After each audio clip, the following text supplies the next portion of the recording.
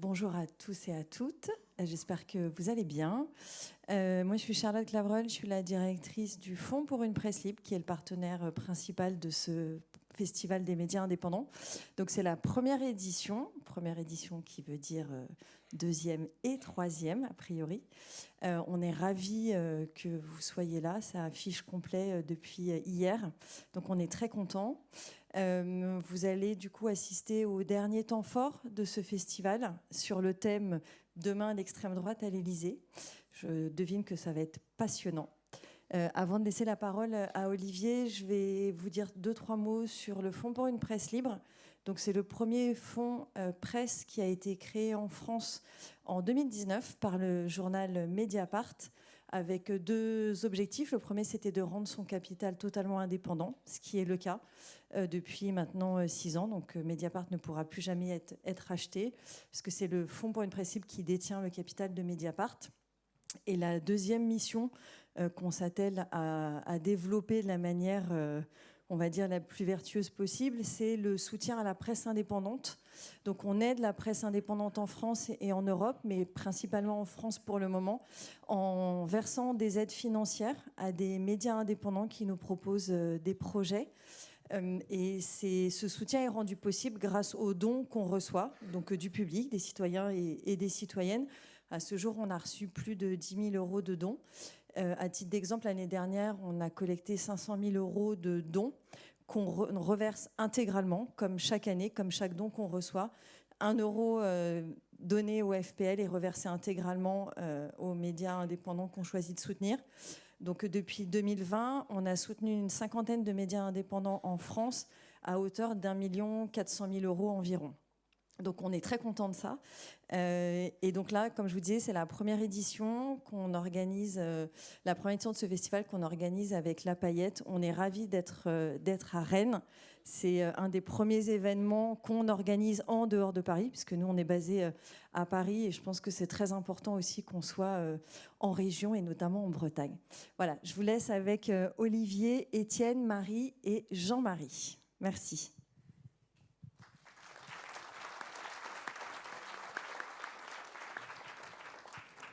Merci Charlotte. Je me présente pour commencer. Je m'appelle Olivier Bertrand, je suis journaliste de formation.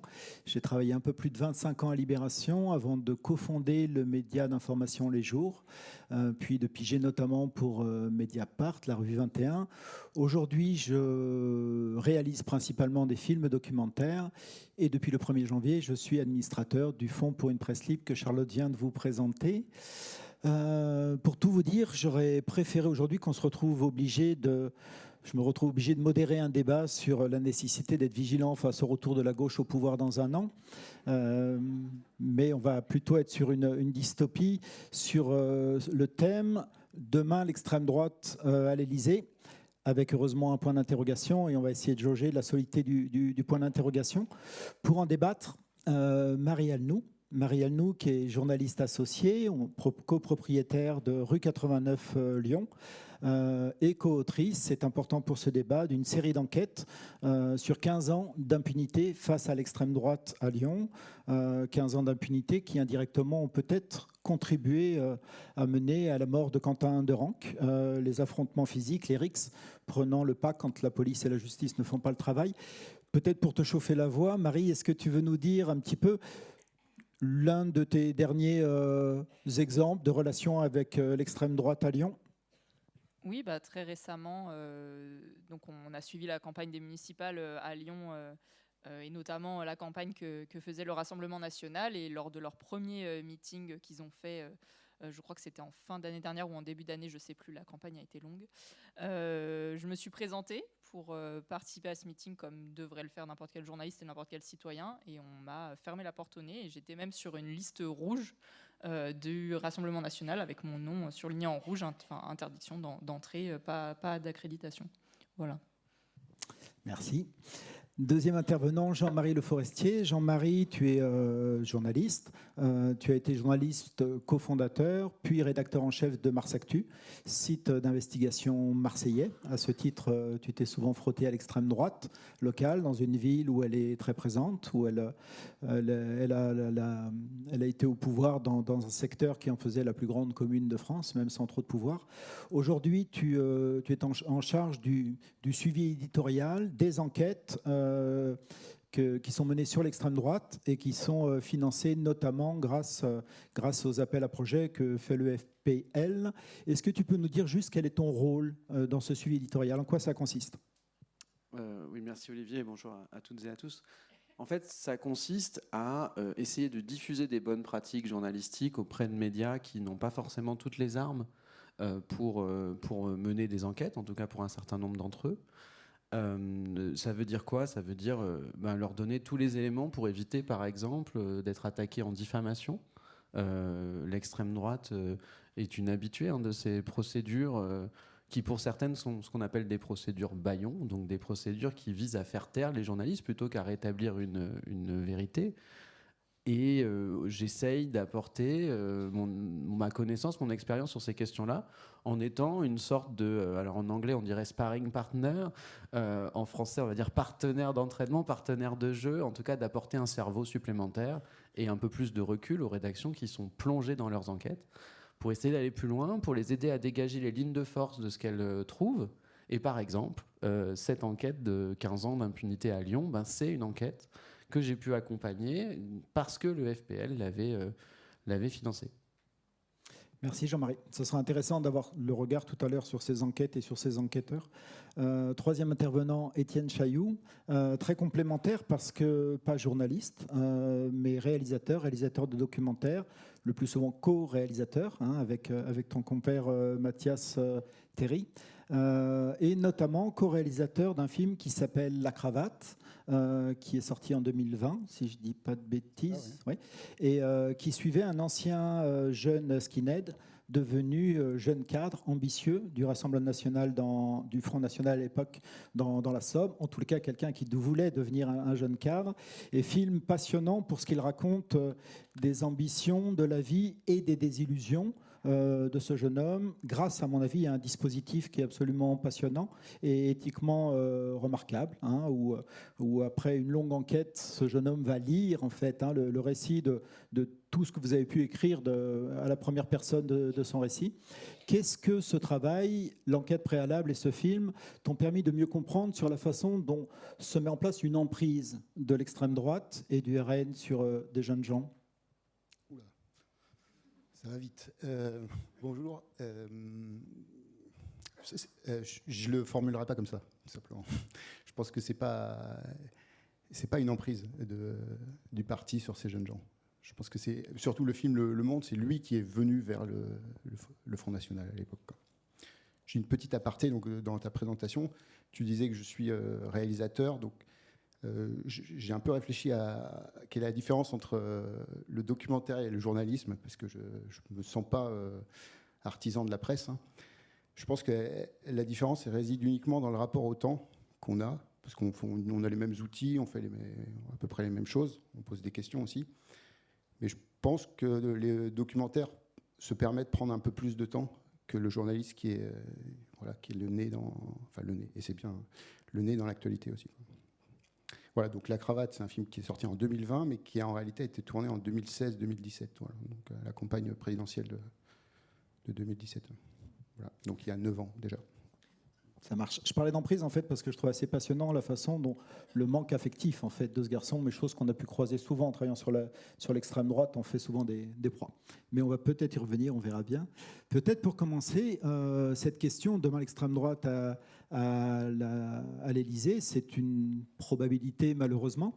On verra bien si l'improbable, l'inattendu se produit, comme disait Edgar Morin hier après-midi dans Le Monde. Si cette probabilité devient réalité l'année prochaine, à votre avis, quelles sont les premières conséquences? Quels sont les champs sur lesquels on va pouvoir voir ce pays très en danger, très en difficulté? Peut-être Jean-Marie pour commencer? Moi, j'ai envie de résumer ça par les libertés publiques. Premier sujet qui me semble qui doivent être au cœur de nos préoccupations. C'est pas pour être auto-centré sur les médias, mais je pense que la commission d'enquête parlementaire que vient de mener Charles Aloncle sur l'audiovisuel public, enfin prétendument sur l'audiovisuel public, et qui en fait désormais le potentiel ministre de la Culture d'un gouvernement d'extrême droite, nous a bien montré ce vers quoi on va, c'est-à-dire une volonté de dicter une ligne aux médias et donc par là même de bafouer l'une des libertés principales garanties par nos lois, notre constitution, etc., qui est la liberté d'expression et la liberté d'informer.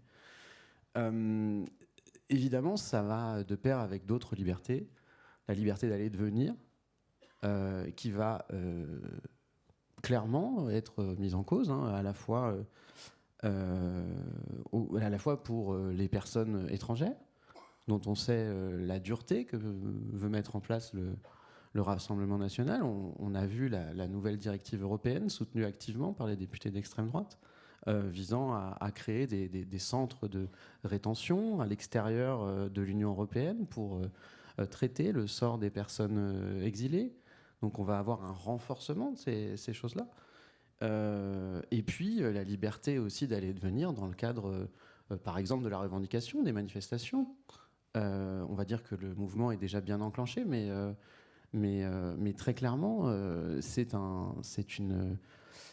quelque chose d'assez liberticide qui se prépare, avec toujours les mêmes personnes visées. On le sait, les personnes racisées, les femmes, les personnes LGBT+, qui seront nécessairement au cœur de politiques discriminatoires auxquelles le RN se prépare déjà dès qu'il a accès à une once de pouvoir. L'un de vous veut compléter ?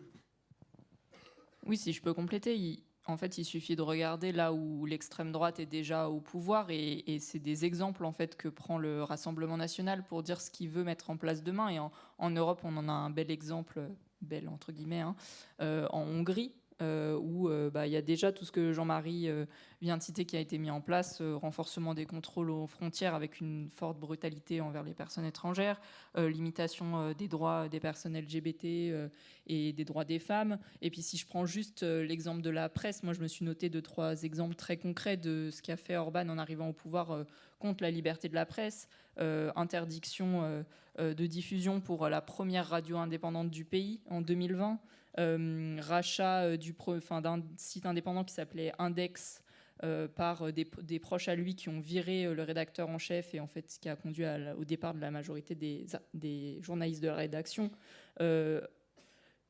Surveillance des journalistes via le logiciel espion Pegasus.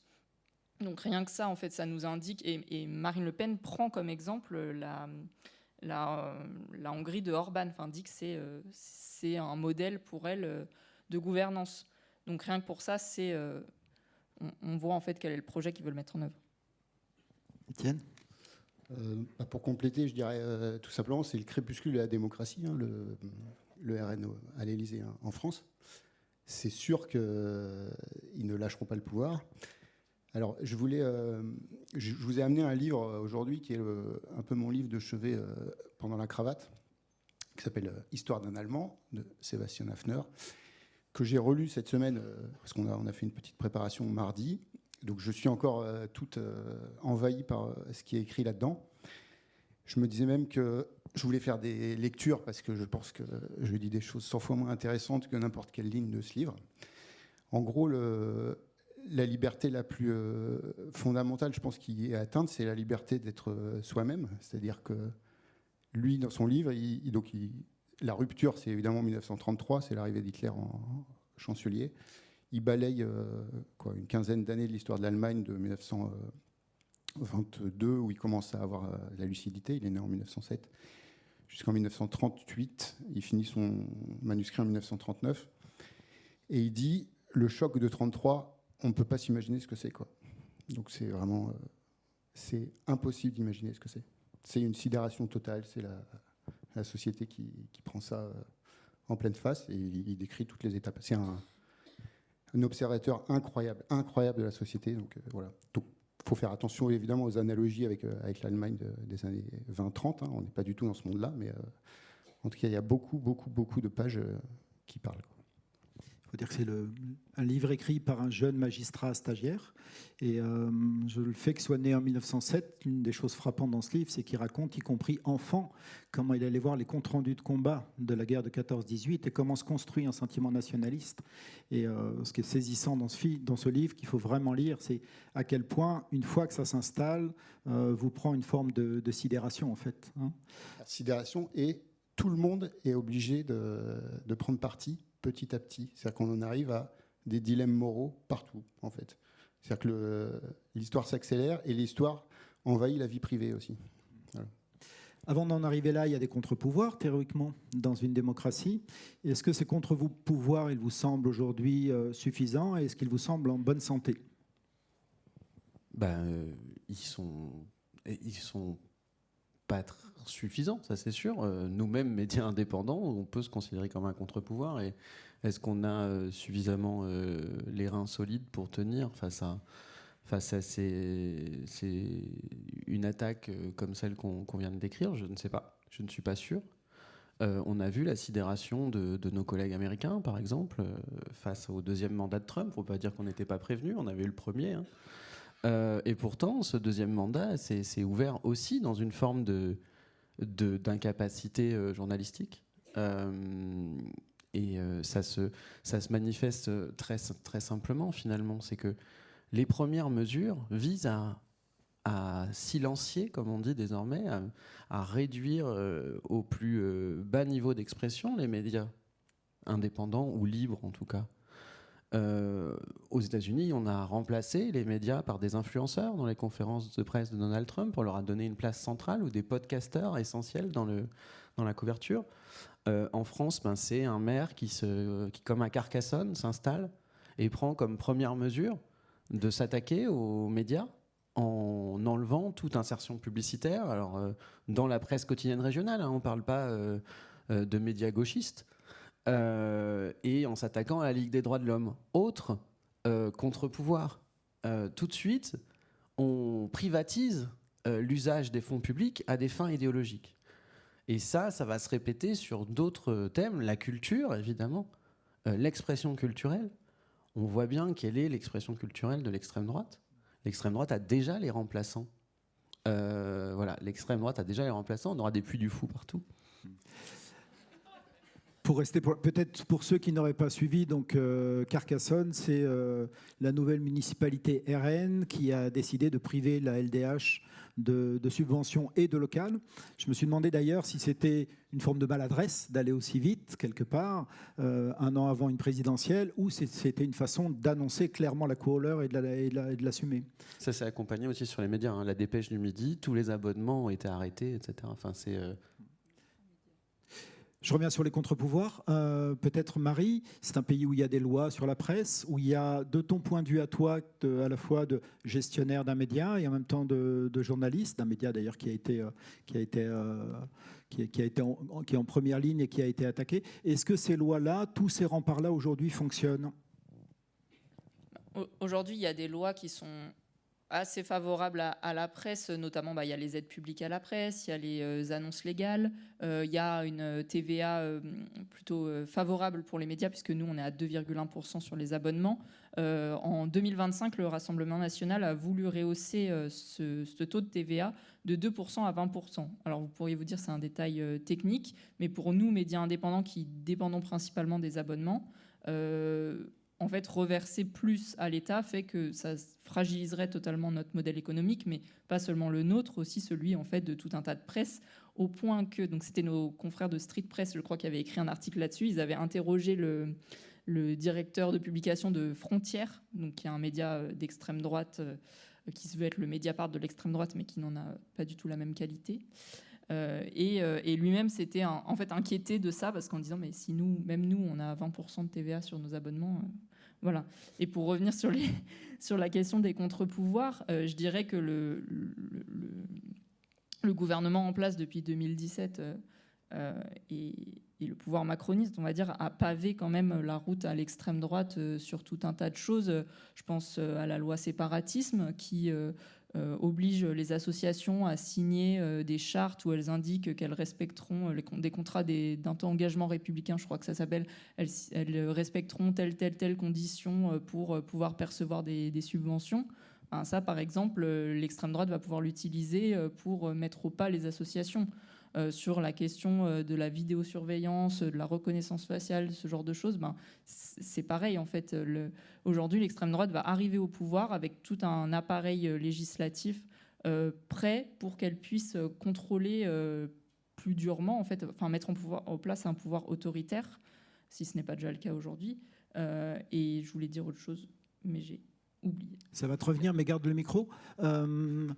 En regard de cette évolution, l'extrême droite se prépare de façon très pratique, très concrète. Quand on est journaliste à Lyon, comment est-ce qu'on voit le RN se préparer à la suite? Comment est-ce que les associations se préparent? Comment?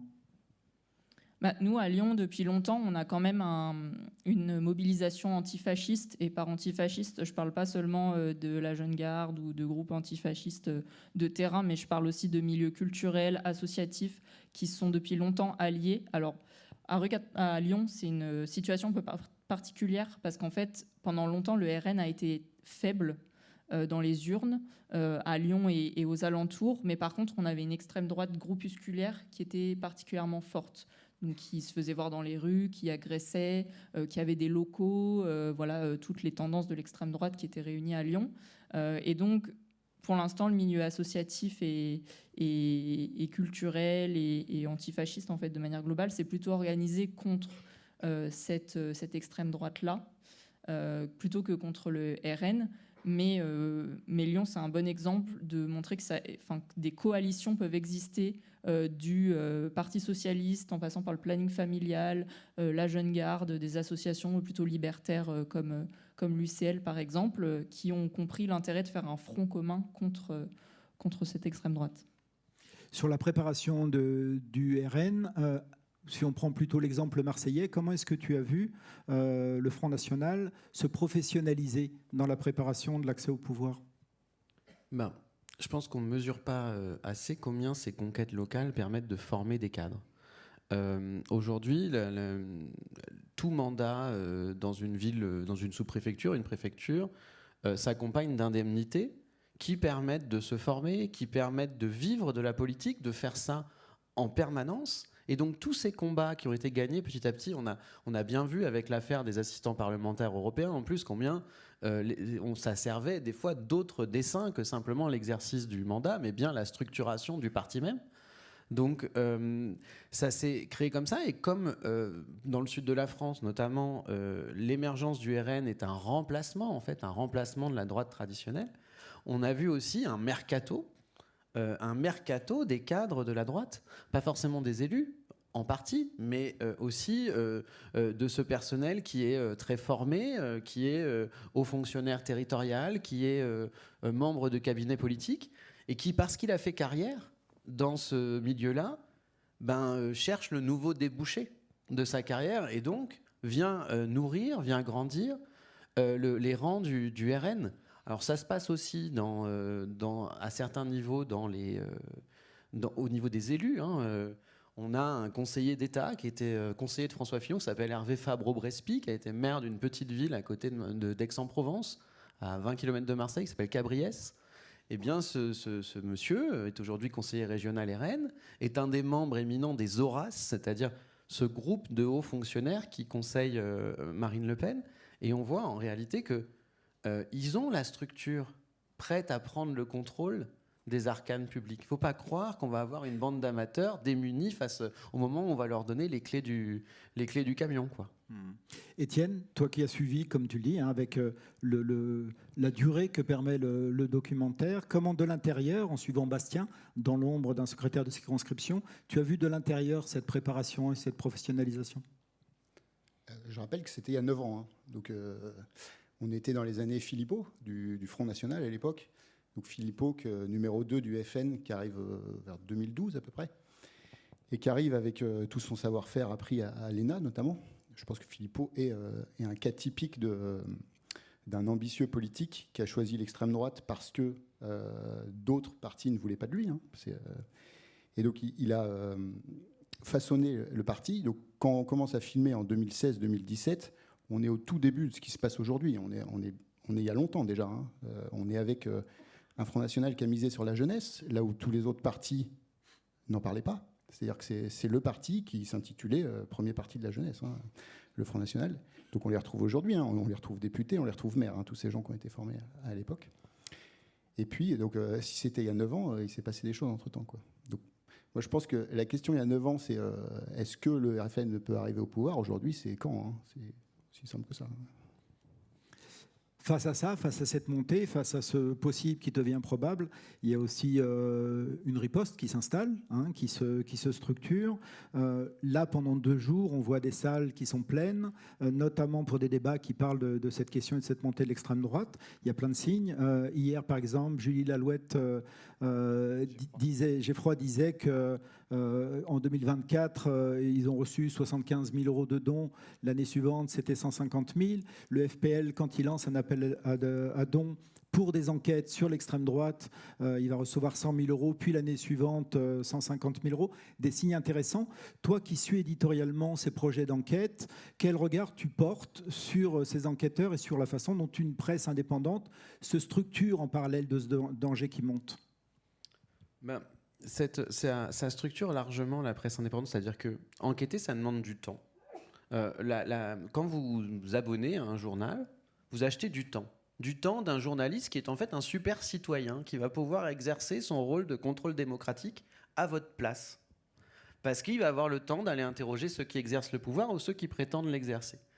Donc c'est ça qu'on constate, c'est que ce qui est assez génial, cette année on a distribué 300 000 euros, ça permet à des journalistes qui n'ont pas autant de temps d'habitude de se concentrer sur un thème, en l'occurrence l'extrême droite dans toutes ses composantes, culturelles, politiques, et ça structure largement le paysage de l'enquête dans la presse indépendante. C'est-à-dire que l'intervention du FPL fait qu'aujourd'hui, il faudrait ajouter l'humanité pour être tout à fait honnête sur le paysage, mais l'essentiel des informations sur l'extrême droite sortent grâce à la presse indépendante, et c'est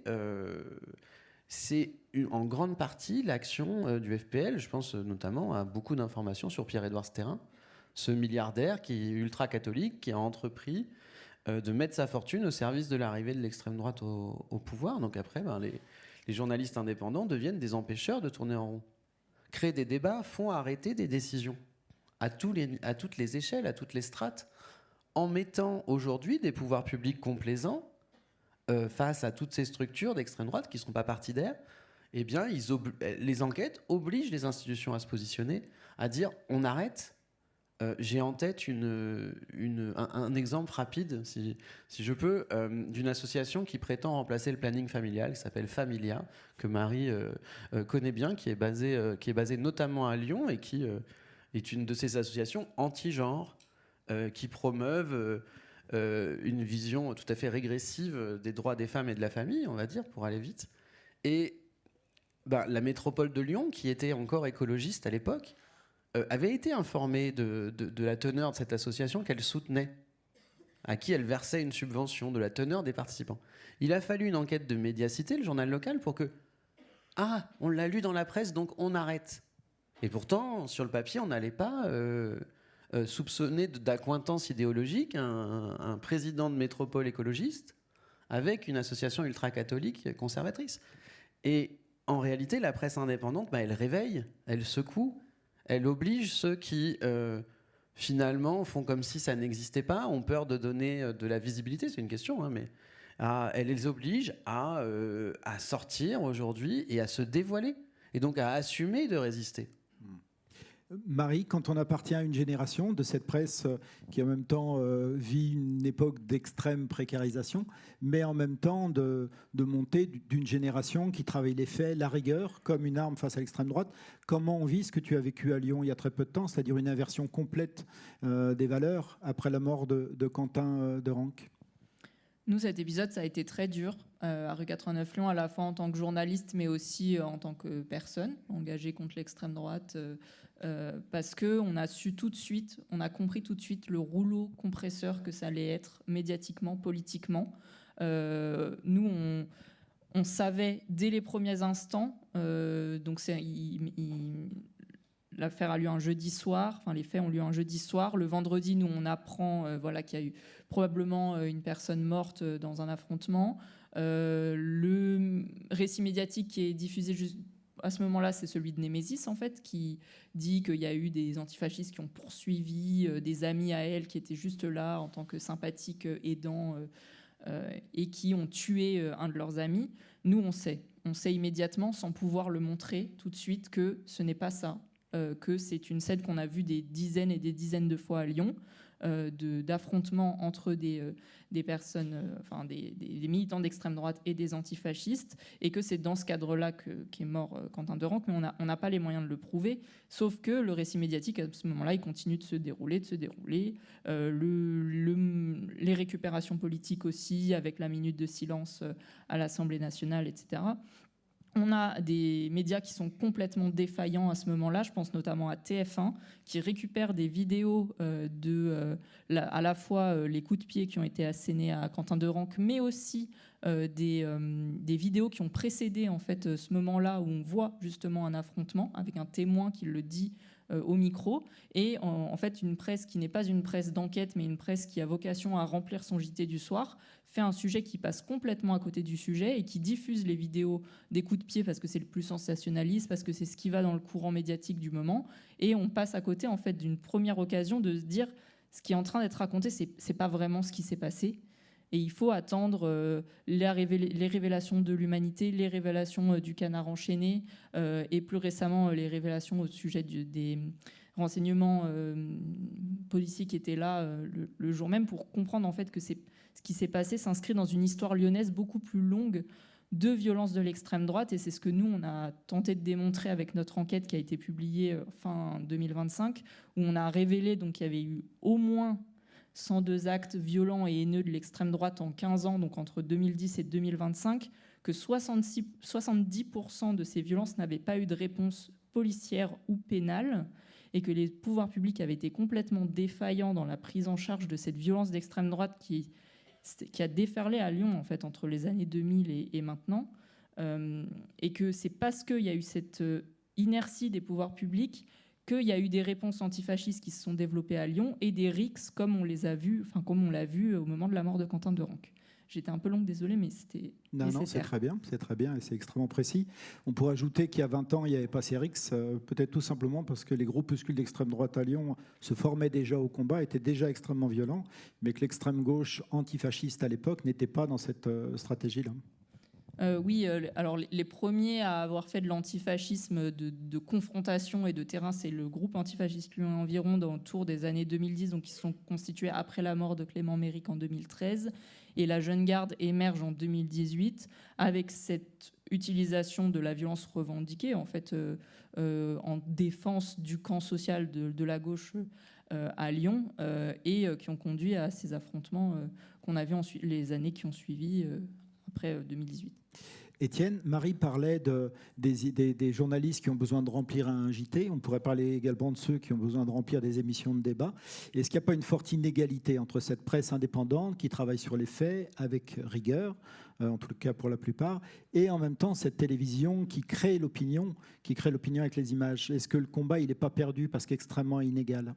Oui. Il va falloir développer un petit peu. Il va falloir développer un peu. Non, mais c'est un rouleau compresseur, on le voit bien, quoi. Mais, tout ce que raconte Marie, je l'ai lu là, cette semaine encore, c'est exactement les mêmes affaires qui se passent dans les années 20-30 en Allemagne, quoi. C'est-à-dire que c'est les nazis à l'époque. Cite cet exemple parce qu'il est intéressant, il résonne avec Quentin Derenque. Je vois de quoi tu parles, mais raconte-le. Ah oui, il y en a plusieurs, hein, mais il y a alors je me suis plus exactement les dates, mais début des années 30, un renversement, c'est-à-dire que c'est un nazi qui se fait tuer. Et là, c'est parti, quoi. C'est la gauche qui devient violente. Donc lui, on ne peut pas le suspecter d'être partisan de gauche, hein. Il n'arrête pas de dire qu'il est plutôt centriste, il se cherche, gauche, droite. Il est fils de bonne famille allemande. bourgeoise. Il n'a pas du tout la défense des partis ouvriers et des ouvriers en Allemagne. Donc, il n'est pas du tout partisan comme on peut l'être aujourd'hui, quoi. Et pourtant, il est choqué. Il voit arriver tout doucement la façon dont procèdent les nazis, c'est-à-dire à coup d'intimidation.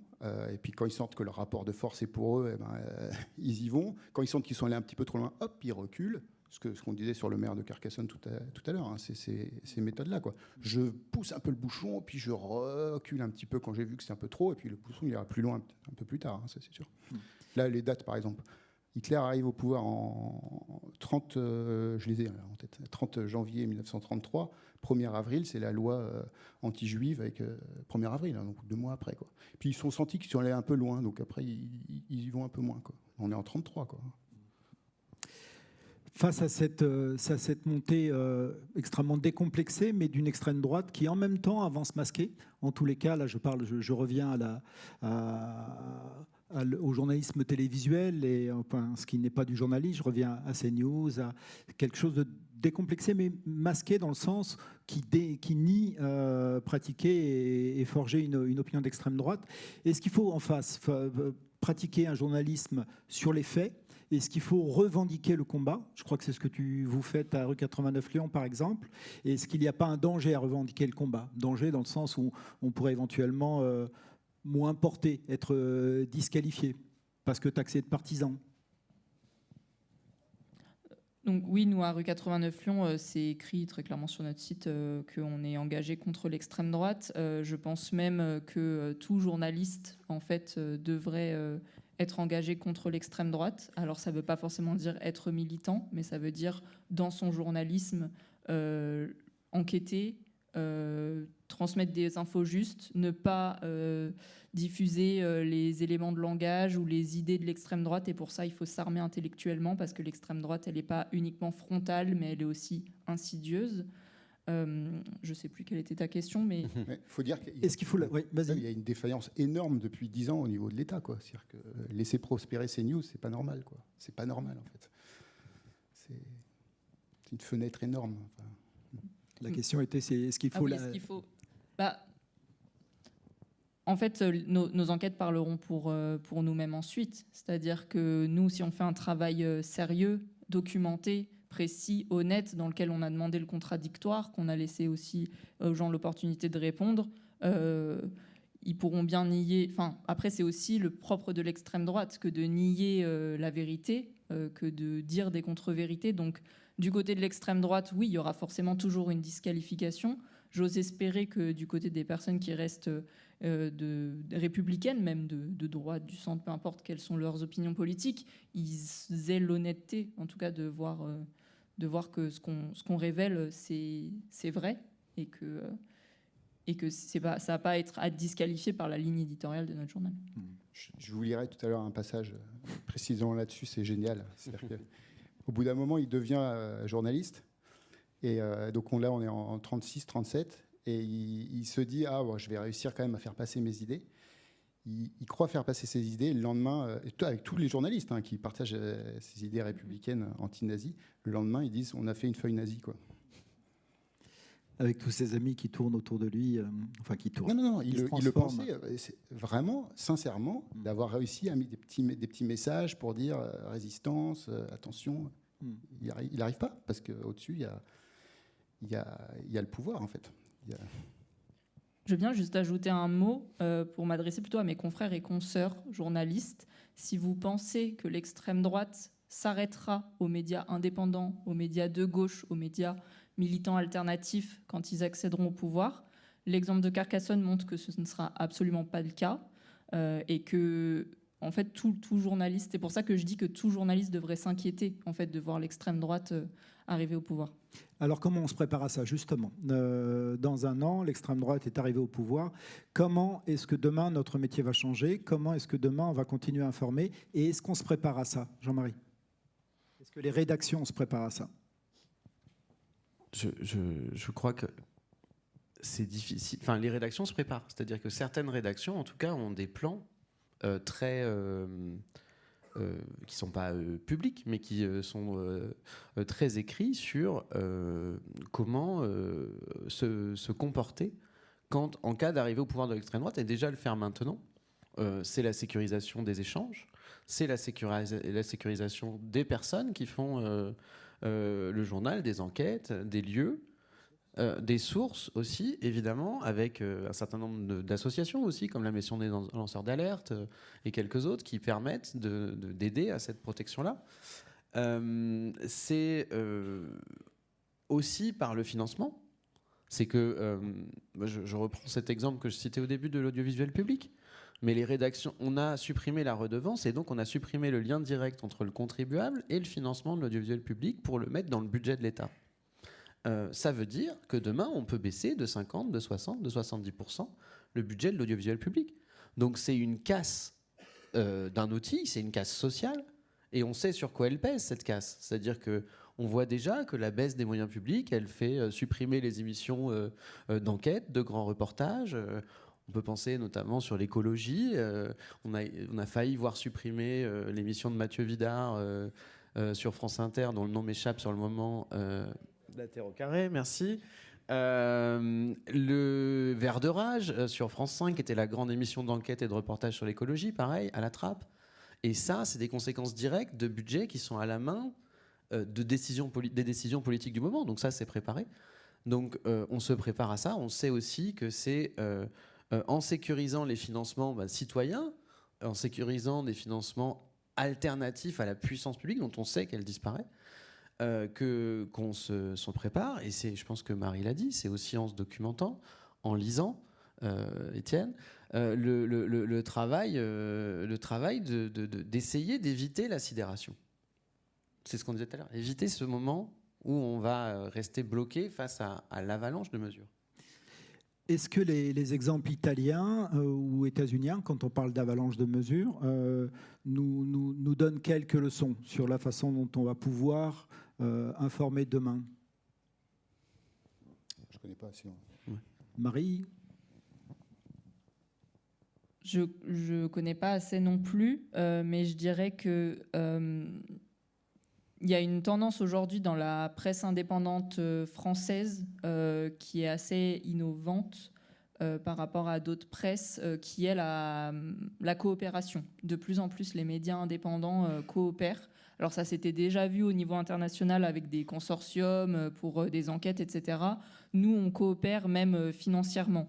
Ça, on le voit avec le Fonds pour la presse libre, on le voit avec la presse libre qu'on a lancée aussi, avec 7 autres médias et dont Jean-Marie est un des administrateurs, on va dire.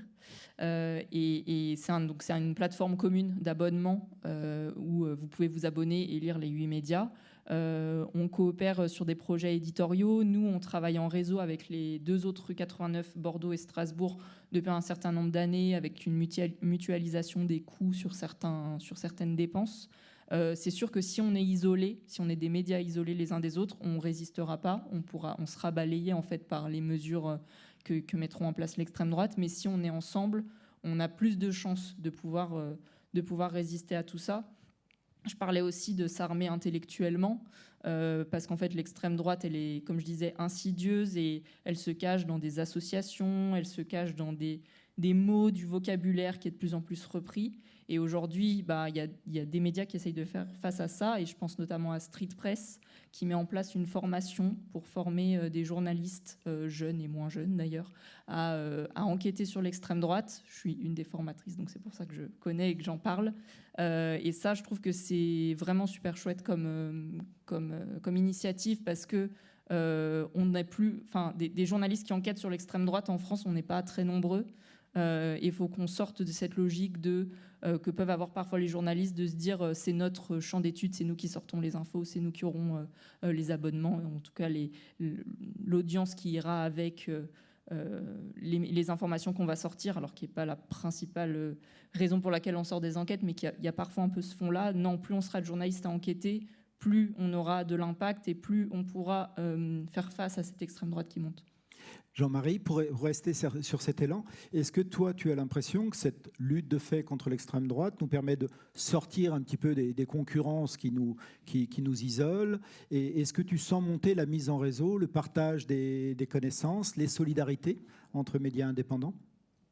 Oui, bien sûr.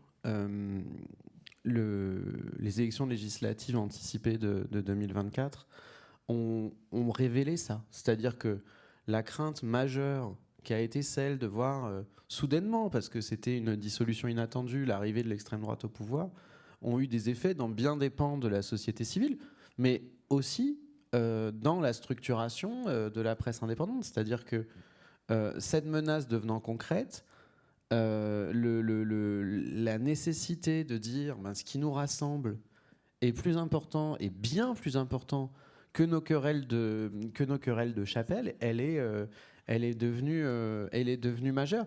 On a parlé de la presse libre, c'est pas pour faire la promo, c'est pas l'objet. Mais quand 8 médias indépendants se mettent ensemble, ils valent 70 euros au départ. Si on cumule les abonnements, ils proposent un abonnement en disant la première fois, à 14 euros, vous venez et vous avez tout ça. Alors c'est bien pour dire que c'est le nombre, c'est par le nombre qu'on va y arriver.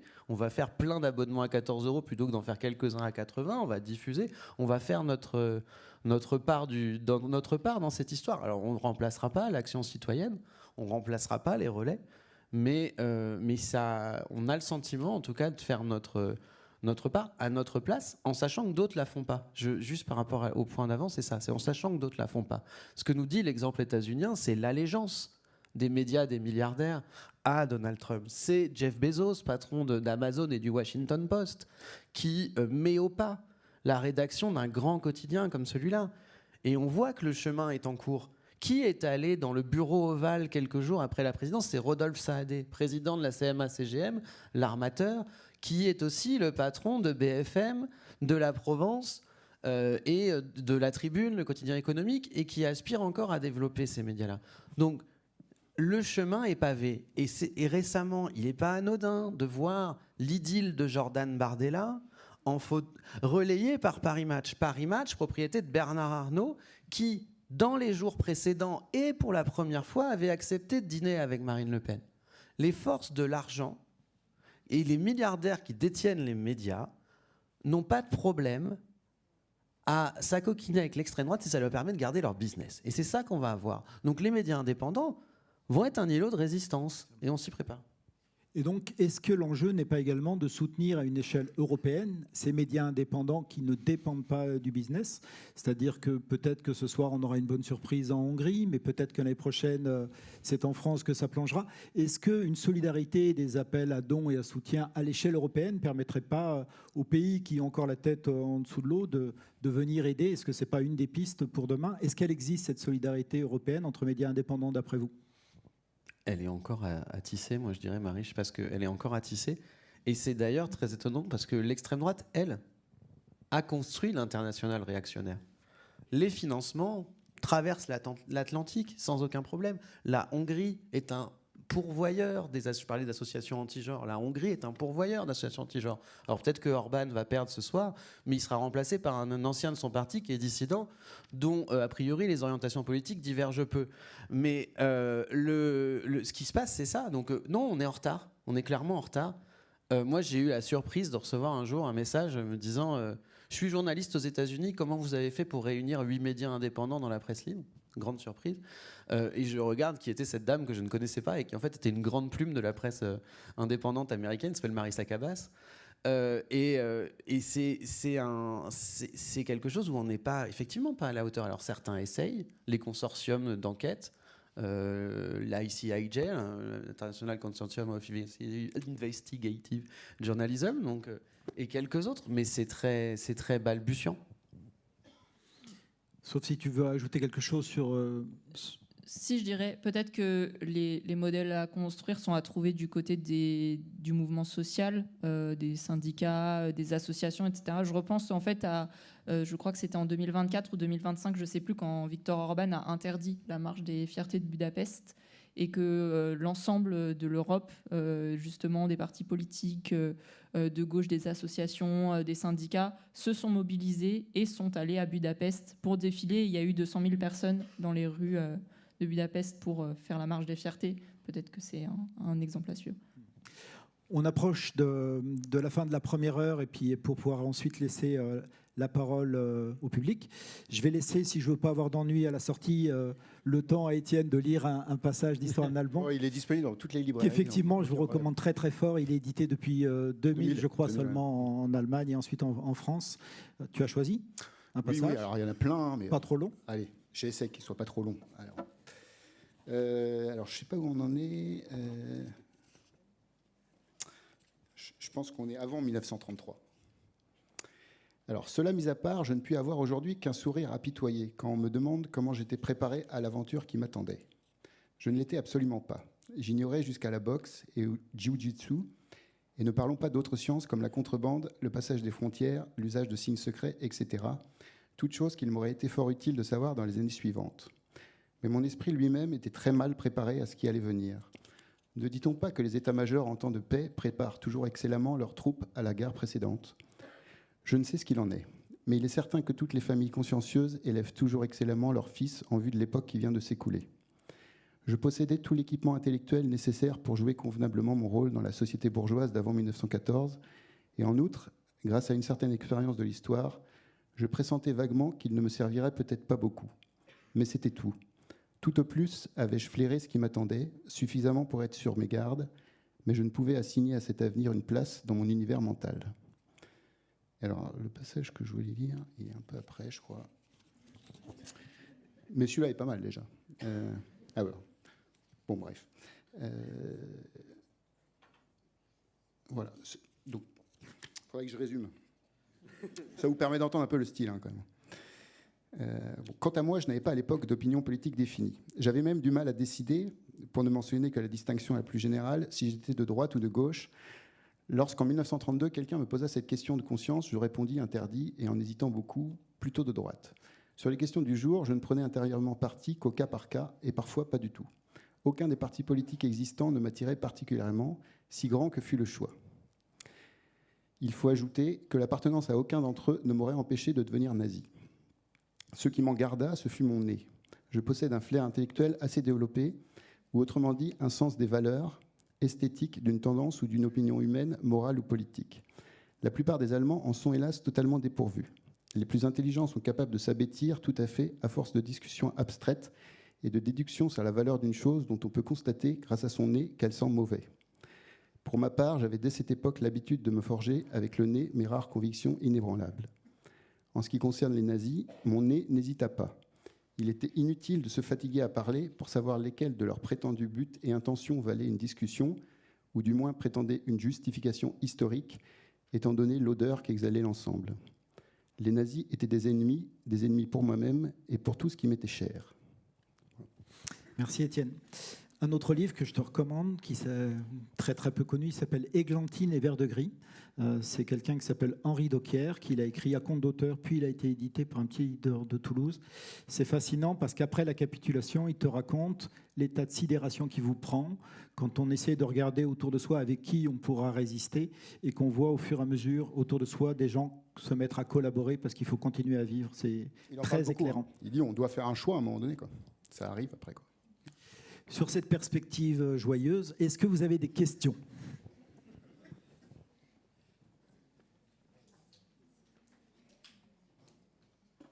Il y a beaucoup de questions.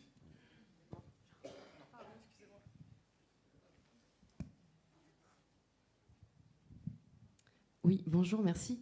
Moi, j'ai une question qui est individuelle et collective à la fois. Je ne sais pas si ça va être très clair, vous me direz si vous ne comprenez pas. Moi, je viens du milieu associatif et je suis aujourd'hui collaboratrice parlementaire. À gauche, je vous rassure, même si je croise de temps en temps Marine Le Pen à l'Assemblée nationale, donc elle existe en vrai. Je ne comprends pas. C'est une vraie question que je me pose. Enfin, je ne comprends pas, vu la montée en fait, de l'extrême droite, de la situation dans laquelle on est, je ne comprends pas qu'il n'y ait pas une déferlante massive des citoyens et des citoyennes en France en politique, nos parents étaient beaucoup plus politisés que nous. Et en fait, les gens ont déserté les partis et on se retrouve à l'Assemblée nationale. Les députés votent les budgets. Je ne comprends pas pourquoi tout le monde ne se précipite pas dans les conseils municipaux, départementaux, régionaux, parce que je rappelle que ce sont les grands électeurs qui votent pour les sénateurs et les sénatrices, et donc qui participent à la navette parlementaire. Donc je ne comprends pas pourquoi il n'y a pas vraiment ce déplacement. Tout le monde est indigné autour de moi, tout le monde est... mais on a besoin de monde, c'est là qu'il y a le pouvoir, c'est là qu'il y a l'argent. Pourquoi on est si peu? Pourquoi il n'y a pas une mobilisation générale plus forte, quoi? On prend 2-3 questions, peut-être, avant de répondre au-delà de ce que les partis peuvent désespérer. Je vais mettre un peu les pieds dans le plat peut-être, mais je me disais, j'ai l'impression, en tout cas c'est peut-être une impression que par rapport à LFI, j'ai pas entendu prononcer ce mot-là de tout le week-end d'ailleurs, je crois. On a l'impression que les médias de gauche, pendant tout ça, ils ont une épingle sur le nez. Et je me demandais si les médias indépendants étaient prêts en cas de bataille électorale, c'est-à-dire si on a un deuxième tour, si on sent que ça va aller au deuxième tour, est-ce que... moi, je crois savoir que Libé soutenait Mitterrand ouvertement et que c'était possible de faire ça. Et j'ai l'impression que si on soutient ouvertement LFI aujourd'hui en tant que média indépendant, je sais pas, c'est bizarre. Donc ma question c'est ça, est-ce que les médias indépendants seraient prêts à aller jusqu'à soutenir, en fait, à rentrer en politique, ce que font les ennemis, en fait, ce que font les ennemis. Eux ils soutiennent Bardella, point. Est-ce que la déontologie et toutes ces questions-là, est-ce qu'il y a des déplacements par rapport à ça? Une troisième question. Alors c'est une question de ici, mais je vais la poser. C'est une personne qui fait des actions dans le Finistère de lutte contre Bolloré, qui organise des carnavals, et je pense que la question était centrée sur le fait de comment est-ce que les médias indépendants racontent les luttes justement contre l'extrême droite, et comment les résistants sont racontés dans les médias indépendants, parce qu'elle a vraiment le sentiment que c'est sous-représenté. Voilà. Sur la première question, pourquoi est-ce que les citoyens ne se ruent pas à l'Assemblée nationale ou dans les partis face au danger d'extrême droite? Peut-être que je le résume un peu trop. Ouais. Moi, j'aurais une réponse sur le temps long. Sur 40 ans, je pense qu'il y a eu désertion du politique. Moi, je me rappelle, il y a un peu plus tard qu'il y a 15 ans, c'était un gros mot, le mot politique. Vraiment, on ne parlait pas de politique.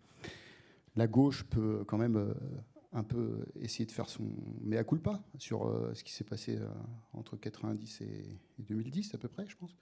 On a tout simplement enlevé l'esprit critique chez les gens, petit à petit, quoi. Ça revient, mais bon, avec un barycentre qui est très à droite. Bon, je suis journaliste sur l'extrême droite, mais pas seulement. Je traite aussi de plein d'autres questions. Je fais du journalisme local, donc je suis beaucoup sur le terrain. Je pense que déjà, vous sous-estimez le fait qu'il y a beaucoup de gens qui ne comprennent pas la politique. Ils ne savent pas comment c'est lié un conseil municipal, qui élit le maire. Les sénateurs, les grands électeurs, n'en parlons pas. Nous, à Lyon, on a la métropole de Lyon. Je vous passe la méthode d'élection du président de la métropole de Lyon, mais c'est incompréhensible. Donc déjà, il y a ça. Il y a aussi le fait qu'il y a beaucoup de gens qui sont enfermés dans leur quotidien qui est extrêmement difficile, avec une hausse de la précarité. Nous, on traite notamment beaucoup des questions de sans-abrisme, d'accès au logement. Quand déjà vous avez des moisissures chez vous, que vous ne pouvez pas payer votre facture, que vous avez des charges qui explosent, en fait, les gens, ils n'ont pas l'espace. Ils ne voient même pas arriver l'extrême droite, en fait. Donc, il y a tout ça qui est compliqué. Et puis, comme le disait Étienne, il y a le politique qui a déçu, en fait, depuis 15, 20 plus années, quand il y a les procès comme celui de Marine Le Pen, comme celui de Nicolas Sarkozy. On voit comment se comporte le politique. En fait, les politiques, je pense que c'est compliqué d'y voir quelque chose de salvateur, en fait. Je passe à la deuxième question qui était posée. Je complète quand même. Moi, ce qui me choque, c'est vraiment le sentiment qu'il n'y a plus aucune colonne vertébrale morale chez les politiques aujourd'hui, quoi. Vraiment. Ils passent alternativement du privé au public. Je n'ai plus confiance, moi, dans la représentation politique. Donc, ce que tu disais tout au début, le fait que ça s'est professionnalisé, qu'il y ait une déconnexion, quoi. Donc, on le paye. Mais au-delà de ça, un des investissements aussi des associations, des syndicats, partout, les gens ne se mobilisent plus en fait. Il n'y a plus de confiance dans le collectif, il y a un individualisme qui est particulièrement fort. Jean-Marie. Non, et peut-être aussi, la fin du lien du travail, la fin du lien du service public qu'on constate quand on voit la progression du RN dans le bassin minier. Je pense qu'on peut aussi mettre ça avec la désaffection des partis. C'est qu'on a un mouvement comme ça. Il y a deux éléments. Il y a le séparatisme des riches, qu'on va voir dans le sud de la France, par exemple. Ce séparatisme qui va être de ne pas vouloir côtoyer. À Marseille, on avait parlé de la peur du 1-3, comme le 9-3, c'est-à-dire la peur qu'ont les gens qui habitent autour des quartiers nord d'un envahissement de la population des quartiers nord de Marseille, majoritairement immigrés. Et je pense qu'on retrouve ça aussi dans ce désamour du politique. Ces réflexes-là, ces fins de liens, etc., sont en fait ce qui nourrissent. Moi, je fais un lien réel entre les deux. Ce sont ce qui nourrissent aujourd'hui le RN qui se base sur un discours d'outsider, toujours, alors qu'il ne peut plus prétendre à ça, mais sur un discours d'outsider, de dire on lave plus blanc que blanc, etc. Mais tous les groupes politiques sont devenus outsiders aujourd'hui. Enfin, on voit bien que dans un an, l'élection, c'est le loto, quoi. Il n'y a plus du tout d'hégémonie nulle part, quoi. D'ailleurs, moi, c'est ce qui me choque, hein, c'est ce qui est devenu la Ve République, avec ce pouvoir donné à une seule personne, mais qui se joue sur rien du tout. Et du coup, on est dans une société où les opinions sont réparties, ne communiquent plus les unes avec les autres, et on espère juste être le premier, quoi, au premier tour. Si je peux rajouter quelque chose aussi, je mets un peu les pieds dans le plat, mais là, on est tous blancs autour de la table. Les milieux de la presse indépendante est très blanche aussi. Enfin, voilà, les milieux de politique aussi souvent. Quand on voit le traitement politique qui est réservé, par exemple, à Bali Bagayoko, le maire de Saint-Denis, qui est réservé à beaucoup de personnes non blanches qui s'expriment dans les médias, qui s'engagent en politique, je comprends aussi qu'il y ait une désaffection du politique de toute une partie des personnes non blanches de ce pays. Alors allons vers la deuxième question. Est-ce que l'enjeu pour une journaliste, un journaliste, est demain d'appeler à voter LFI, avec ou sans Jean-Luc Mélenchon? C'est pas précisé dans la question. Alors, moi, je suis là au titre du FPL, donc je vais avoir du mal à engager le FPL sur ce sujet-là. Tu es journaliste aussi. Oui, bien sûr. Ce que je voudrais dire, c'est que, par contre, on va répondre par des faits, parce qu'on est journaliste.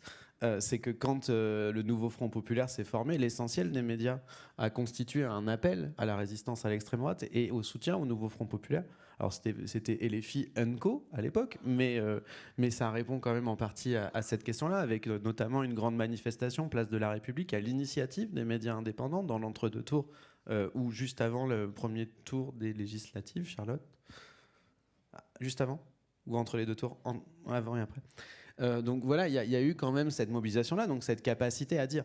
Ensuite, moi, en tant que journaliste, et là, à titre tout à fait personnel, je ne pense pas que ma voix soit celle qui fasse basculer, et c'est pas là où je me sens le plus utile.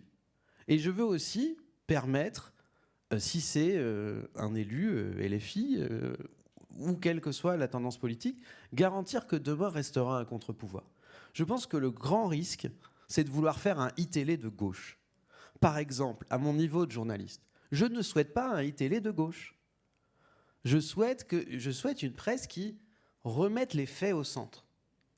Et moi, j'ai commencé à Marseille, on me disait ça tout à l'heure, il y avait une région de gauche, un département de gauche, une ville de droite, avec la figure de Jean-Claude Gaudin, que vous connaissez toutes et tous.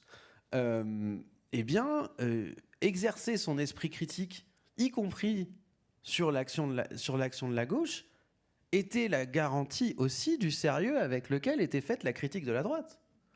C'est que pour faire naître la confiance, il faut être capable de penser contre ceux qui pourraient paraître être notre camp. Et encore une fois, avec ce que j'ai dit au départ, ça ne veut pas dire que le moment venu, on se méprend. On n'est pas en train de se tromper, on n'est pas en train de dire que tout se vaut. Mais par contre, cette ligne qu'il faut tenir, il faut la tenir en toutes circonstances. On pourrait ajouter que dites de gauche, c'est là qu'on a appris les affaires concernant François Mitterrand, la France-Afrique, les écoutes, les Irlandais de Vincennes. C'est dans des médias de gauche qui étaient, à mon avis, extrêmement vigilants. Et je déborde de mon rôle de modérateur, mais est-ce qu'il n'y a pas un danger pour les journalistes à venir se disqualifier, à aller se coller à des partis qui le sont extrêmement aujourd'hui? Troisième question? Non, sauf si Marie, tu voulais ajouter quelque chose? Non, moi je dis que je suis assez d'accord avec Jean-Marie. Si on s'affirme contre l'extrême droite, c'est pas pour autant qu'on s'affirme pour un parti ou un autre.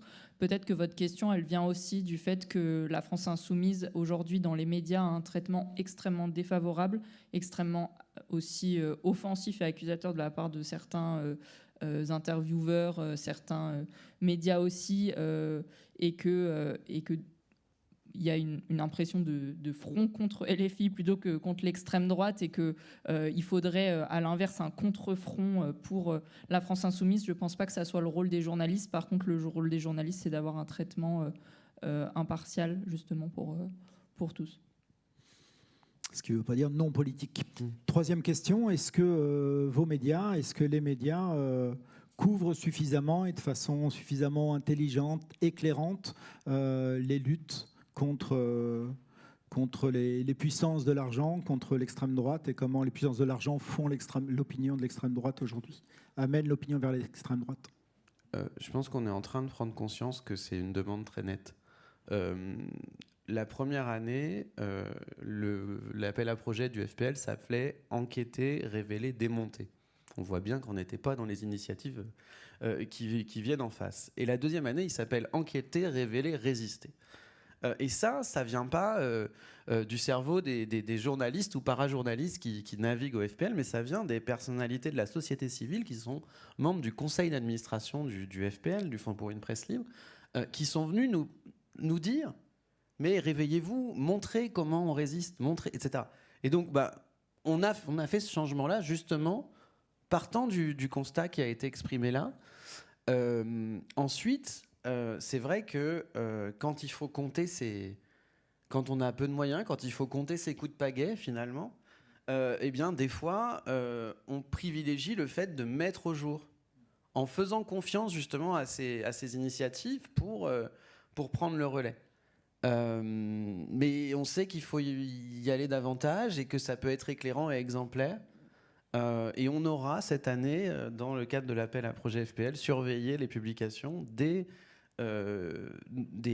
reportages, des enquêtes, notamment dans le milieu rural, où naissent effectivement des initiatives de résistance qu'il convient de suivre et qui peuvent sûrement être mis à une autre échelle. Marie, tu allais compléter? Oui, j'ai un bon exemple là-dessus. Quand j'ai commencé mon enquête sur du coup, les 15 ans d'impunité de l'extrême droite à Lyon, donc elle a duré assez longtemps, 6 mois. Au début, j'avais plutôt l'idée donc de faire cette recension, de dénoncer l'ameuglement politique, l'inertie du diocèse de Lyon, enfin voilà, plutôt m'intéresser au pouvoir public et comment ils ont failli. Et au fur et à mesure de l'enquête, en fait, j'ai contacté beaucoup de sources militantes, associatives, etc. Et au fur et à mesure, est apparue l'évidence de dire mais si je parle des défaillances, il faut aussi que je parle de la mobilisation qu'il y a eu. Et donc, je dirais vers la fin de l'article, en fait, je me suis dit j'ai récolté tellement de matière sur cette mobilisation qu'il y a eu que c'est impossible de ne pas en faire un article. Et Jean-Marie en est témoin, je lui en ai parlé assez tardivement. On reprend une volée de questions.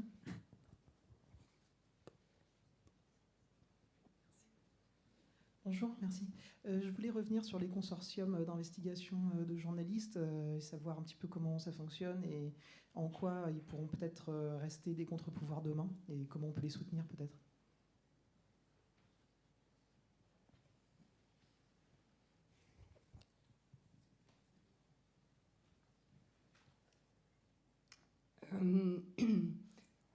Moi, je voulais intervenir d'abord sur les angles morts du débat, mais ils sont un petit peu moins morts à partir de la salle d'intervention qu'il y a eu.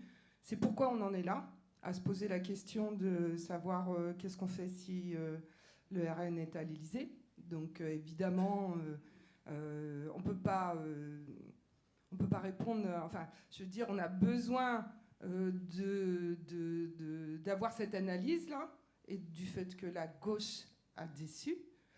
Et du coup, moi, ma question, parce que bon, je savais qu'en en venant à ce débat, demain l'extrême droite à l'Élysée, le risque, je risquais d'être un petit peu déçue parce que c'est le scénario, et donc qu'est-ce qu'on fait dans le cadre de ce scénario-là? Mais moi, j'ai envie de poser la question de savoir comment on fait pour que ce scénario-là ne soit pas le bon, et du coup, le rôle des médias dans cette affaire-là, et certainement pas pour moi d'aller effectivement se positionner derrière tel ou tel candidat, mais par contre s'interroger à comment on construit les alternatives. Et l'autre angle mort du débat, c'est parce que là on parle en termes de droite et de gauche, mais c'est peut-être aussi en termes de quelle alternative au système capitaliste. Et dernière chose, c'est bon, il y a quand est-ce qu'on s'intéresse à ceux et celles qui ne mettent plus 100 balles dans la machine, c'est-à-dire qui s'abstiennent depuis de nombreuses élections, parce qu'ils ne trouvent pas la réponse à leurs questions?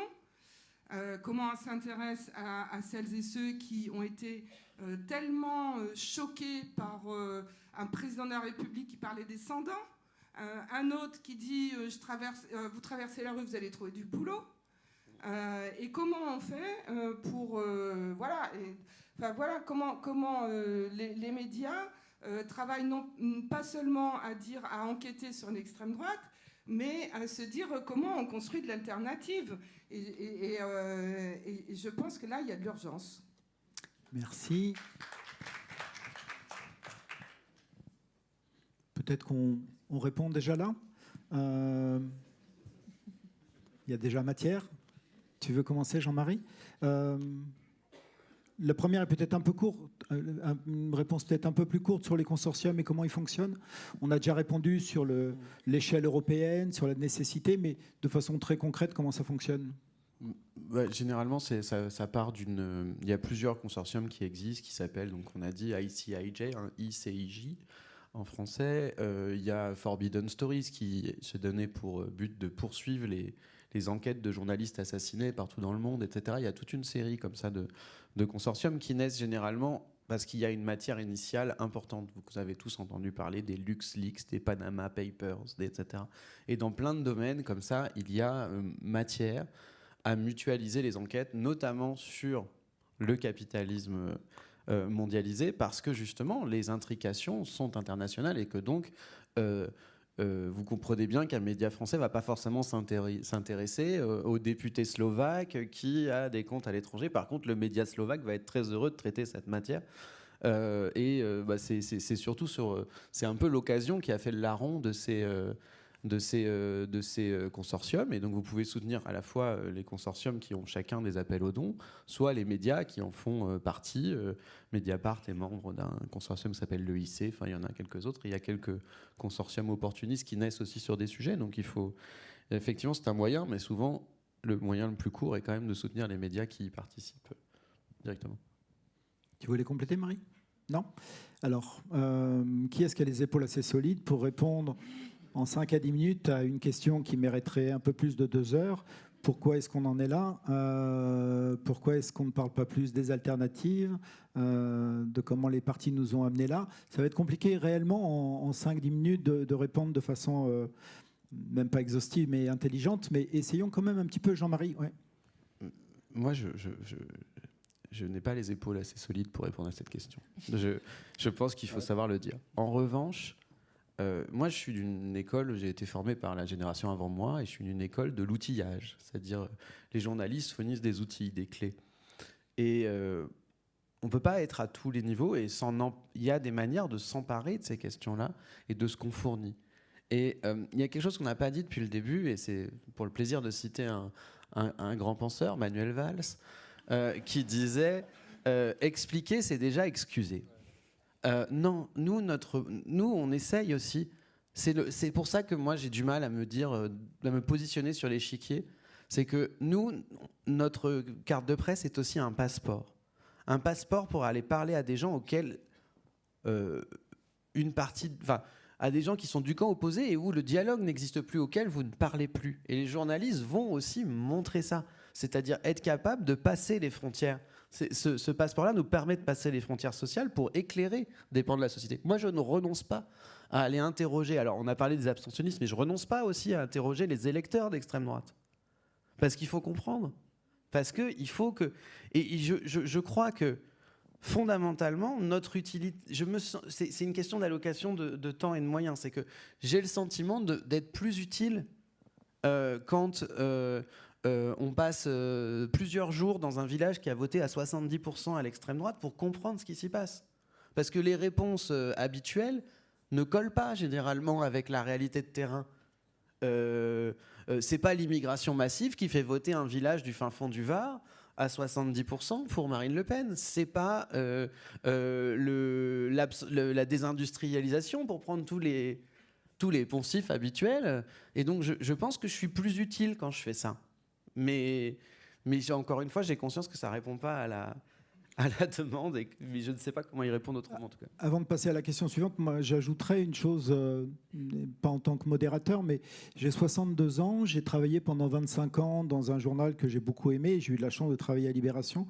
Je peux vous dire qu'aujourd'hui, je suis très très très intéressé et assez fier de voir la génération qui a émergé après Mediapart. Je la qualifierais un petit peu comme ça, qui a une façon d'éclairer le monde qui peut-être va nous permettre de le comprendre autrement. Voilà.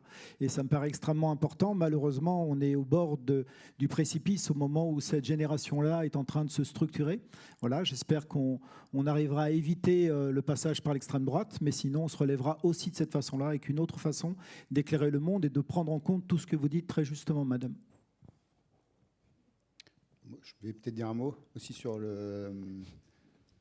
donc moi, mon rapport à l'extrême droite date d'il y a 10 ans presque.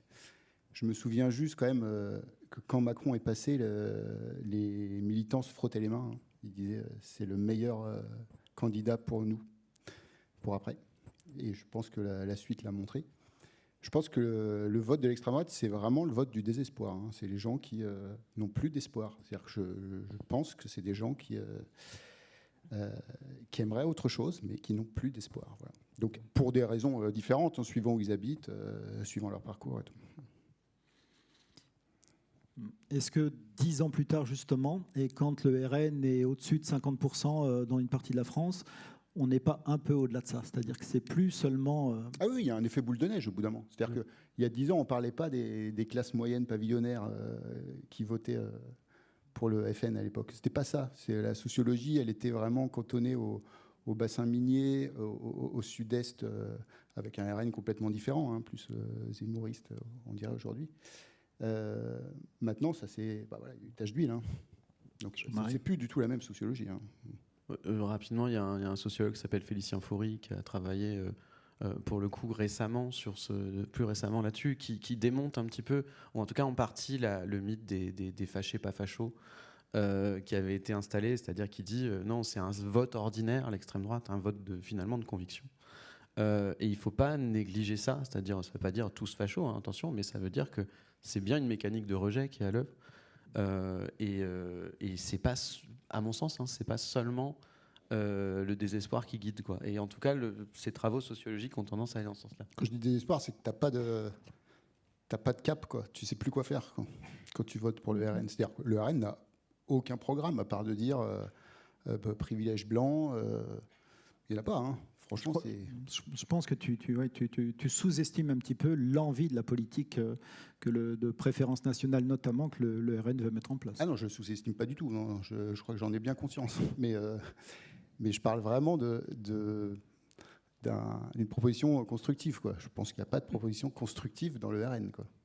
Et peut-être que là où ça rejoint votre question, madame, et pourquoi vous vous adressez à nous en tant que médias, c'est que la construction mentale de ces personnes qui votent pour le Rassemblement national, elle s'est en grande partie faite par un système médiatique, par des journalistes qui ont à la fois, par volonté, quand on parle de CNews, d'Europe 1, des médias des milliardaires, mais aussi des médias qui ne sont pas ceux des milliardaires d'extrême droite, qui ont repris le vocabulaire de l'extrême droite, repris leur code, qui passent des journées à parler en boucle d'immigration, etc., qui construisent cette matrice mentale-là qui fait que les gens votent extrême droite. Et qu'est-ce qu'on peut faire, nous, en tant que journalistes ? Nous, ce qu'on s'emploie à faire à rue 89 Lyon, c'est parler des choses qui concernent les gens. Je parlais du logement tout à l'heure, je parle des services publics, de c'est quoi vivre, en fait, c'est quoi la vie quotidienne, c'est quoi leurs difficultés, et d'aller à la rencontre de ces personnes, de faire, oui, plein de reportages. Enfin, tous les ans, on fait des articles sur des gens qui ont des cafards dans leur logement, qui ont des moisissures, qui ont des marchands de sommeil, ce genre de choses. Et pour moi, c'est un des rôles du journalisme aussi, c'est de donner de la voix à des gens qui n'en ont pas, de donner à voir leurs histoires, de donner à voir leurs mots, de donner à voir leurs difficultés. Et bon, je sais qu'on n'est pas... Enfin voilà, on est un média local. Les médias indés, on a moins de diffusion que les chaînes de télé, etc. Mais on met nos petites pierres à l'édifice. Est-ce qu'on a le temps de reprendre encore une question? Olivier, juste un dernier petit truc, toujours en référence avec Hafner. C'est qu'en fait, c'est cet effet boule de neige quand même. Hein, il en parle très très bien. C'est-à-dire qu'au début, c'est pas les mêmes en fait qui investissent le nazisme et ceux qui arrivent après, quoi. Il y a vraiment plein d'étapes pour ça, quoi. Donc il faut comprendre qu'il y a plein d'étapes. Tout ça, l'histoire nazie, c'est 1920 pour les débuts, 1945, hein, c'est 25 ans, quoi. Et tous les 2 ans, en fait, ça évolue, quoi. Et donc, si la cravate, c'est 2016-2017, tous les 2 ans, ça évolue. C'est pas les mêmes, quoi.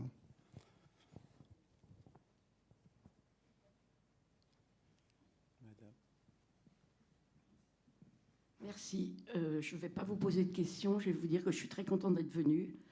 Vous êtes des gens qui avaient vraiment la foi dans ce que vous faites. Je ne sais pas quel âge vous avez. Moi, j'ai pas loin de 80 ans. Je ne suis pas d'accord avec tout ce que vous avez dit. Je pense qu'il y a beaucoup de non-dits de certains secteurs dont vous êtes responsable, à mon avis. Et je vous souhaite longue vie dans votre profession, mais gardez le cap des 360 degrés et même imaginez que ça peut être plus que ça. Et n'oubliez aucun cafard. Merci, madame. Merci. Est-ce qu'on prend une dernière question? Oui, tout là-haut.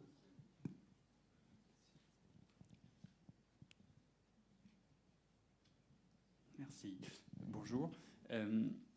Moi, je me demandais si dans cette lutte pour faire que l'extrême droite n'arrive pas à l'Élysée, moi je considère que l'extrême droite est déjà à l'Élysée aujourd'hui, ou en tout cas elle est bien préparée à y arriver, c'est juste une définition de terme. Je me demandais si les médias indépendants, tout à l'heure je vous entendais dire les journalistes de CNews, en fait moi je suis choqué par ce genre de phrase, à quel moment ils sont journalistes à CNews? Enfin, si on reprend la charte du journalisme, est-ce que c'est pas le rôle aussi des médias indépendants de dire en fait il existe une charte? Alors je sais que carte de presse, on n'a pas besoin de signer cette charte-là, ce qui est bien dommage, mais en fait est-ce qu'on doit continuer à parler de journalisme dans ces médias? Est-ce qu'on peut même continuer à parler de médias dans ces cas-là, CNews et toute la sphère Bolloré, etc. Pour justement, au tout début, vous avez parlé des bonnes pratiques du journalisme. Enfin, le journalisme, pour moi, par défaut, a des bonnes pratiques. C'est ceux qui ne font pas du journalisme. C'est parce qu'il y en a qui donnent leur opinion à tour de rôle qu'on amalgame à des journalistes. Et après, il faut dire, au fait, il y a des bonnes pratiques dans le journalisme. Mais voilà, ma question, c'est est-ce que ce n'est pas le rôle des médias indépendants de redéfinir, ou en tout cas, pas de redéfinir, mais de rappeler ce que c'est le journalisme et donc de dénoncer ce qu'on appelle des médias de masse, des médias comme quoi ils ne sont pas journalistes, ils sont juste donneurs d'avistes. Et bon, voilà, moi leur avis, je m'en fous, quoi.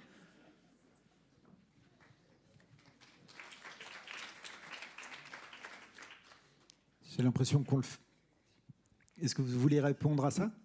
On peut l'épouser. En tout cas, moi, je définis pas le journalisme par la carte de presse. Je le définis par la déontologie, effectivement. Enfin, il me semble la meilleure définition. Et vous avez raison de nous rappeler à l'ordre. Le journalisme, c'est justement choisir ses mots. Je pense que c'est le premier de notre métier. Et donc, accepter de qualifier. Qualifier pour réveiller, des fois. De dire les termes, comme on dit autrement. Donc, effectivement, il faut qu'on fasse ça. Ensuite, Je tiens à dire quand même que quand un média est racheté, il y a aussi des journalistes qui sont otages de ce qui se passe. On l'a vu avec la lutte d'ITélé, quand le groupe Canal a été racheté par Bolloré. On l'a vu dans d'autres cas. Il ne faut pas... et beaucoup sont partis, hein, mais faut pas nier que les situations individuelles sont aussi des précarisations extrêmement importantes quand il y a du jour au lendemain une maison qui est mise sans dessus-dessous, quoi. Donc je condamne les patrons, je regarde les donneurs d'avis, j'adore l'expression, je pense que celle-là, il faut la garder.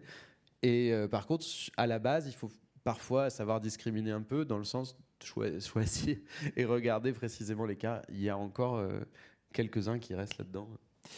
Et puis, on peut peut-être ajouter qu'il n'y a pas que les journalistes qui sont pris en otage, il y a aussi le public. Et ce qui est très intéressant derrière votre question, c'est qu'effectivement, on sait que ces gens-là ne sont pas journalistes. Mais la plupart de ceux qui regardent ces news, eux, ne le savent pas, en fait, en réalité. Et ils regardent des débats dans lesquels ils pensent être informés. Le danger, il est réellement là, en fait. Mais raison de plus pour, effectivement, être précis sur les termes et pas se contenter de guillemets quand on attribue le nom de journaliste à des gens qui n'en sont pas. Pour compléter, je dirais que il y a une partie du journalisme qui est mort le jour où l'information en continu est née, et que CNews, c'est l'aboutissement de ça. C'est le fait de combler des heures et des heures et des heures d'antenne avec de la prétendue information. Mais en fait, la formation, il faut du temps pour la produire. Il faut des journalistes, il faut prendre le temps d'enquêter, ou même simplement pour des reportages, d'aller sur le terrain, d'interroger les gens, de monter les sujets, etc. Et en fait, ça, on ne peut pas faire 24 heures sur 24 comme ça, ou alors on embauche des milliers et des milliers de journalistes, mais ce n'est pas du tout la logique des chaînes d'information en continu. Et donc, on comble par de l'opinion, on comble par des débats avec des experts ou des prétendus experts. Et ça sert l'extrême droite, parce que c'est ce que les gens regardent. Ils se branchent sur leur télé, ils regardent BFM TV, CNews, France Info, et ça conduit à ce qu'on a vu avec Rima Hassan récemment, c'est-à-dire qu'on a une information qui fuite de la police comme quoi elle aurait de la drogue dans son sac à main.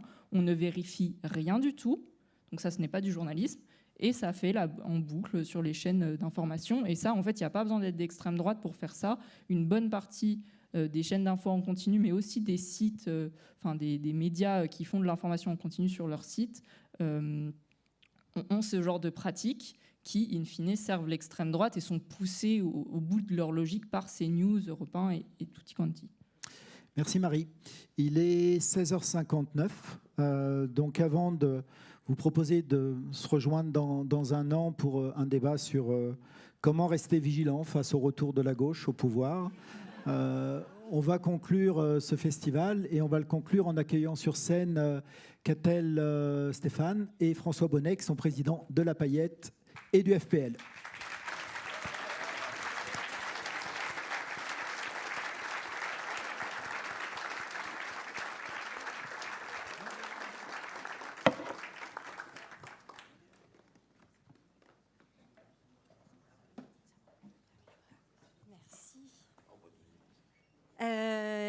Merci d'avoir été là pendant 2 jours.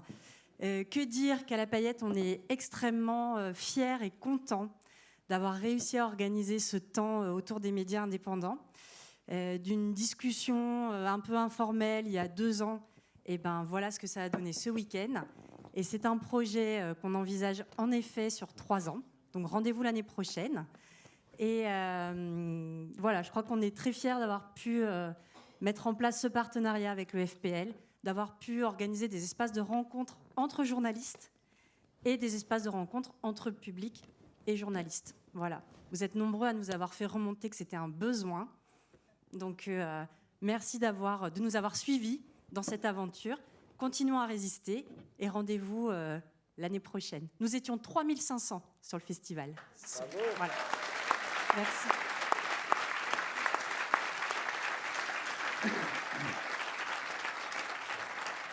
Alors, je parle pour le Fonds pour une presse libre, et on voulait vraiment remercier l'équipe de La Payette, parce que sans cette équipe de choc qui a une force et un talent d'organisation absolument incroyable, il est évident que nous, petits FPL, où on est quelques personnes, on n'aurait évidemment jamais pu monter un tel événement. Moi, je veux surtout remercier le public parce que j'ai eu la disponibilité aujourd'hui pour assister à plusieurs ateliers, à plusieurs débats dans cette salle ce matin à 10h30 sur le technofascisme. C'est pas évident de rassembler plus de 200 personnes, écouter un débat sur un thème aussi aride et flippant un dimanche à 10h30. C'était plein. Bon. Et je veux dire, d'une certaine manière, ça dit tout notre plaisir, qui est d'abord enfin nous pouvons rencontrer nos publics et nous pouvons échanger, parler librement, les lieux s'y prêtent magnifiquement. Et voilà, merci à vous et merci à la Payette. Et à l'année prochaine. Et à tous les bénévoles. Oui,